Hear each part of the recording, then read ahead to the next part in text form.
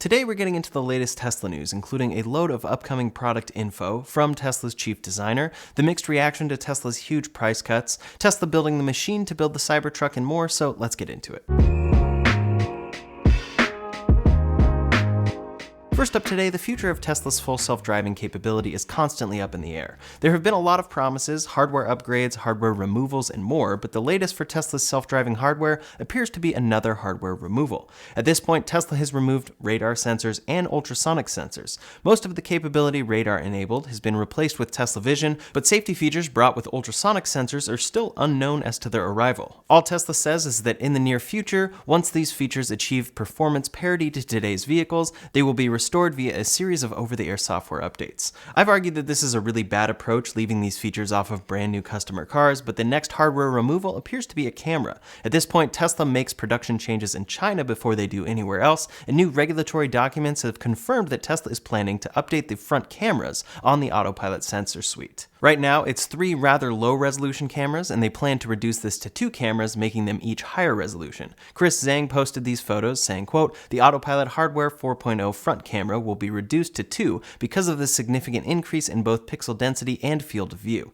There also appears to be a new fan or heating system to help the camera remain clear through various types of weather and usage. Reportedly, the same system is also being added to the B-pillars with no change to the number of cameras there." It's been a while now that we've heard about Tesla updating the quality of their Autopilot cameras, and it looks like they are finally close to putting this into real production. The reduction of 1 camera here should be negated or improved upon with the addition of higher resolution cameras. Tesla is also rumored to be adding some form of radar back to their vehicle as soon as this month. In Tesla's official request for short-term confidentiality to the FCC, they said this device will not be marketed until mid-January 2023. It appears they're on the cusp of an Autopilot and FSD sensor suite overhaul, and that of course raises the question as to whether this hardware will be necessary to deliver the software features Tesla has promised for years now. I'll keep you posted. Next up today, Tesla's chief designer, Franz von Holzhausen, just did a long interview on the Ride the Lightning podcast. They talked about a lot on the podcast, and there are a number of interesting things to mention. One of the first things they talked about was getting a scratch out of the Cybertruck stainless steel.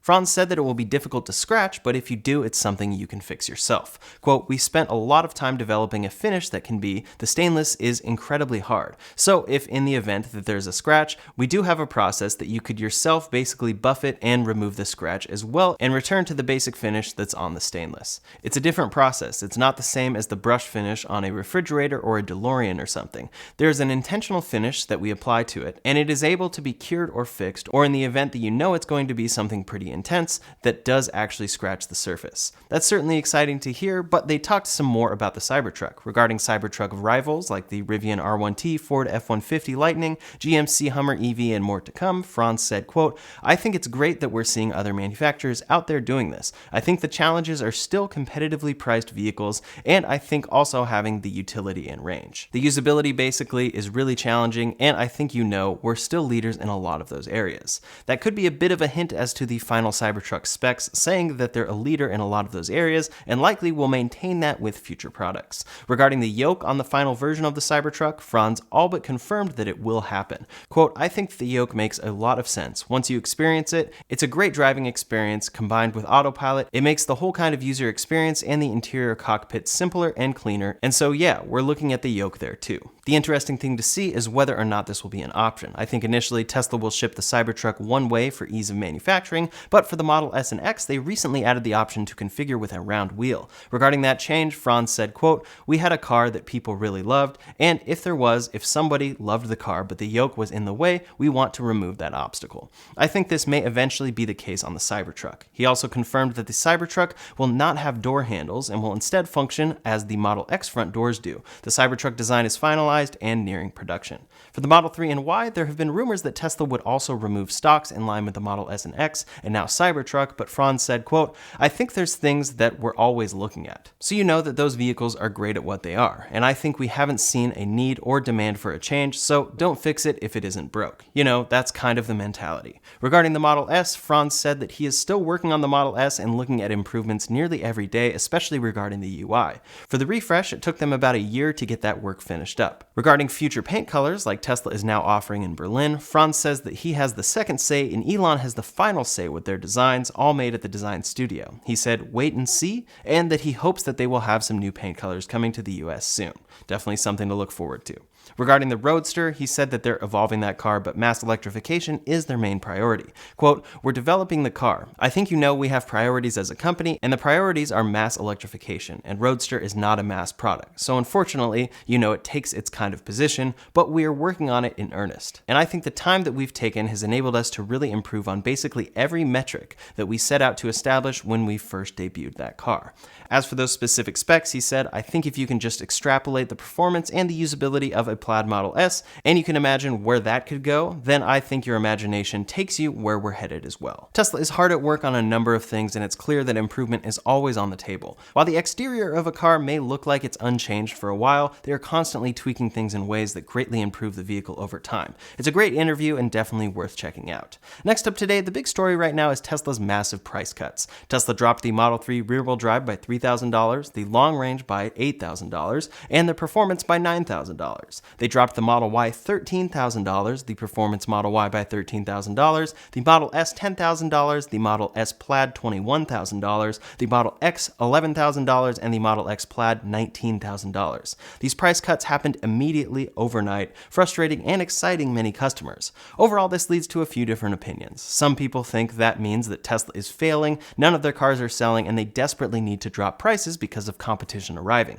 Some also feel it's due to customers protesting Elon Musk. On the other side, some feel that Tesla is immediately undercutting the competition and making their cars available for the full $7,500 EV tax credit, which they were on track to be disqualified for due to MSRP. They also are ramping up production and both need to and are able to drop prices while still making a solid profit. I posted a video about this a few days ago, but it's very interesting to see the response in comments. Some customers truly feel betrayed, while others see this as a free market move that Tesla has every right to do. Here's a comment I got from a customer who bought at Tesla's high price. Quote, "Tesla has cheated me. I paid almost $67,000 for Tesla Y on December 19th. They go on to say, in just 3 weeks, my car has depreciated by almost $25,000. I had also paid $6,000 for enhanced Autopilot, which has not been activated, and I'm driving with no safety features. I feel that I have been defrauded by Tesla." That last point is true, as Park Assist, Auto Park, Summon, and Smart Summon, 4 of the main features included in the enhanced Autopilot package, are actually not available until, quote, the near future. Definitely a frustrating experience. Another customer said, quote, "I've just paid $12,000 too much for the Model 3 received at the end of 2022. Many have suggested that Tesla could give customers enhanced Autopilot or FSD as a recourse for this sudden drop and it wouldn't cost them much, but it seems unlikely that will happen. There are also plenty of customers who bought but understand that this is how things can go. Quote, "We picked up Model Y December 30th. While it would have been nice to get the lower price, we can't predict the future. We are quite happy with our Tesla and not mad at all at the company for lowering prices. Yes, it does make the resale value less, but we don't care." This viewer said, "I have had my Model Y Performance for 7 months now, and even though it sucks knowing I could have waited and gotten it cheaper, I'm happy that they're cutting the cost so more people can get into them." Another pointed out that this may be a little frustrating, but it's just business. And then we have people completely on board and now ready to buy a Tesla. This price cut is so nice, love it. I'm thrilled because I've been waiting for this kind of price to consider getting a Model Y. As many have said in the past as well, prices go up, people get mad, prices go down, people get mad. There's plenty of understandable frustration from customers who just bought at high prices, but this is unfortunately a part of electric cars and technology as a whole. We want them to get cheaper over time, and the only way Tesla or another EV company can grow and get to that point is by selling cars at higher prices and then bringing those prices down over time. We knew these prices would eventually have to come down, but all at once, this much certainly wasn't expected. I wish I could have predicted it. All we knew is that something would likely change in January when the IRS released the full qualifications for the EV tax credit. Analyst Dan Ives said that these price cuts are the right medicine at the right time. What are your thoughts though? Is the bigger picture of Teslas being more affordable the most important to you? Or have you lost faith in buying from Tesla if they suddenly can do something like this? Leave a comment below to let me know your thoughts. Next up today, the machine to build the Cybertruck has been seen for quite some time, teased by the company that produces it, Hydra. Elon Musk confirmed on Twitter that this would be for the Cybertruck, but until now it has only been seen in Italy, constructed and assembled by Hydra.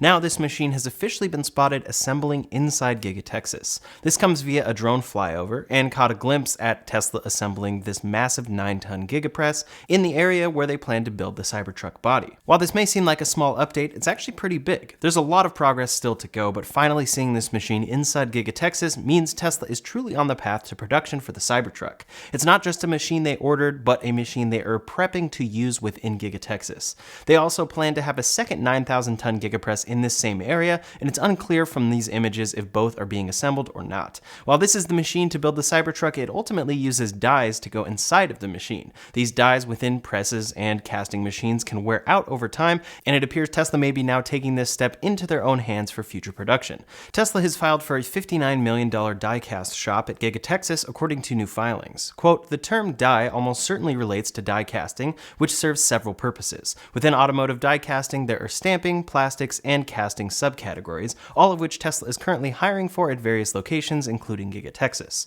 Teslarati speculates that Tesla could be looking to use this shop to make the dies that go inside the machine to build the machine, eliminating a potential production holdup before they get there. Tesla has been actively hiring for Cybertruck production, so this year is panning out to be truly the year of the Cybertruck, even if it doesn't come out until later in the year. We'll see tons of progress, and I can't wait to see how it turns out."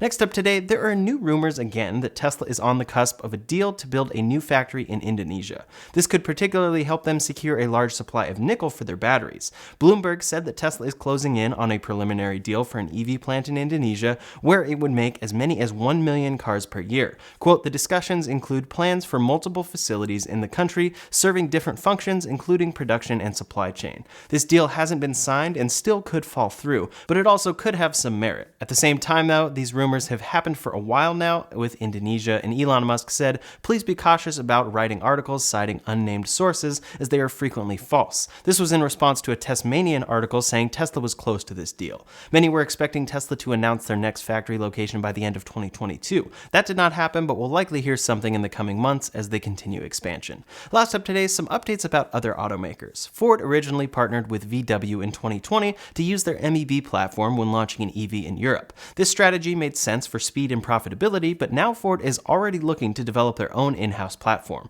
Ford's head of EV in Europe said that the new system has no kind of integration with VW. It is very versatile, very capable. We are exploring all kinds of opportunities, how far we can go, and what kind of segments we can cover with this. This change isn't set in stone yet, and they still could be opening to co-developing future EVs, but it appears to be a big shift for Ford, recognizing the advantages of bringing everything in-house for an EV. Suzuki this week finally announced an all-electric concept vehicle. This is their EVX, and for now it's just a concept. Suzuki unveiled this during the Auto Expo 2023 in India and plans to bring this to market in 2025. It doesn't appear to be too aerodynamic and features a 60 kilowatt-hour battery, so it will likely have a low EPA range when it comes out. It's also bound to change quite a bit in the next 2 years. The president of Suzuki said, "I am delighted to unveil the EVX, our first global strategic EV. At the Suzuki Group, addressing global warming is a priority. We are promoting a range of global measures to reduce greenhouse gas emissions. Suzuki will continue providing valuable products to our customers around the world by optimizing them for the way different people live and drive."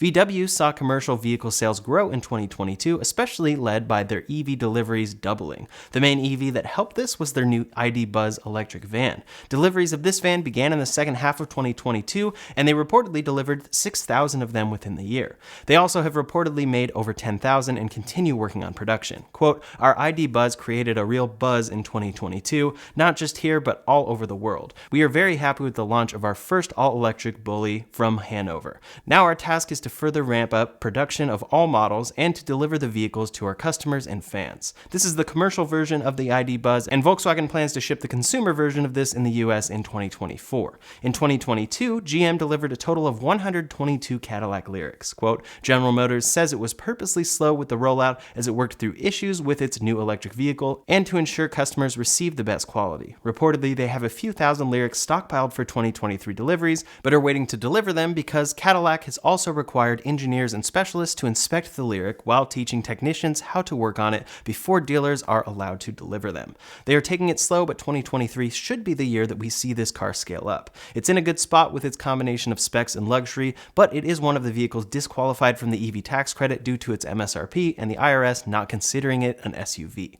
VW shared a preview of their new iVision concept at CES recently and noted that for the future, we will be the benchmark in terms of range, charging speed, and pricing. Don't forget pricing. This concept likely won't be seen, but the technology it's built upon will inform future products. That's a big promise from them, and it's always great to see competition heating up in the EV space. That's all the latest Tesla news for today, so in the meantime, if you want to see a list of the latest EV competition coming in 2025, you can check out that video linked up here or in the description below. Thanks so much for watching, and I'll see you on the next one.